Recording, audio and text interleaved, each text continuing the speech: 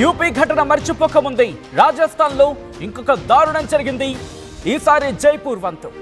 రాజస్థాన్ జైపూర్లో దారుణానికి సంబంధించిన big breaking news చూస్తున్నారు. ప్రియుడితో కలిసి భర్తను హత్య చేసింది భార్య. కొన్నేళ్లుగా గోపాలీదేవికి దీన్ దయాల్ అనే వ్యక్తితో వివాహేతర సంబంధం ఉన్నట్టుగా తెలుస్తోంది. ఈ నేపథ్యంలో కంపెనీలో జాబ్ పేరుతో దయాలను కలుస్తున్నాడు. ఇన్ఫాక్ట్ దయాల్ని కలవడం జరిగింది గోపాలి. భార్య ప్రవర్తనపై భర్త ధన్లాల్కు అనుమానం వచ్చింది. దీంతో ఇద్దరిని రెడ్ హ్యాండెడ్గా పట్టుకున్నాడు భర్త. దల్లాల్పై ఐరన్ పైప్తో దాడి చేసింది భార్య. ఆ భార్యకు సహకరించాడు అతగాడి ఇన్ఫాక్ట్ ఆమె ప్రియుడు. ఆ భార్య ప్రియుడు ఇంతటి ఘాతుకానికి సహకరించాడు.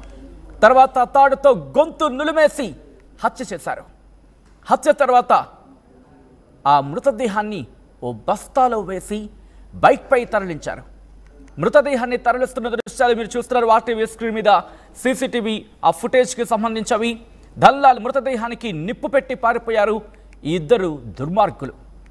గోపాలిని అరెస్ట్ చేయగా దయాల్ కోసం పోలీసుల గాలింపు కొనసాగుతోంది. బైక్పై బస్తాలో భర్త శవాన్ని కట్టి విసిరేసేందుకు తీసుకెళ్తున్న విజువల్ మీరు చూస్తున్నారు.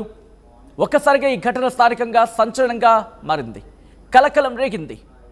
ఇంతటి దుర్మార్గమా, ఇంతటి దారుణమా? యూపీ మీరట్ ఘటనను చూసాం.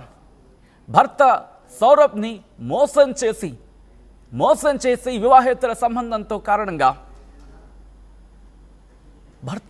కట్టుకున్న భర్తని హత్య చేసింది ఓ భార్య తన ప్రియుడితో కలిసి. సేమ్ సీన్ ఇక్కడ కూడా రిపీట్ అయింది. అయితే అక్కడ సిమెంట్ ఇన్ఫ్యాక్ట్ ఒక డ్రమ్ములో ఆ చంపిన మృతదేహాన్ని పడేసి సిమెంట్ వేసి కాంక్రీట్ టైప్లో మార్చేసి కవర్ చేసే ప్రయత్నం చేశారు అక్కడ. కానీ నిజం ఏ రోజుకైనా బయటకు వస్తుంది.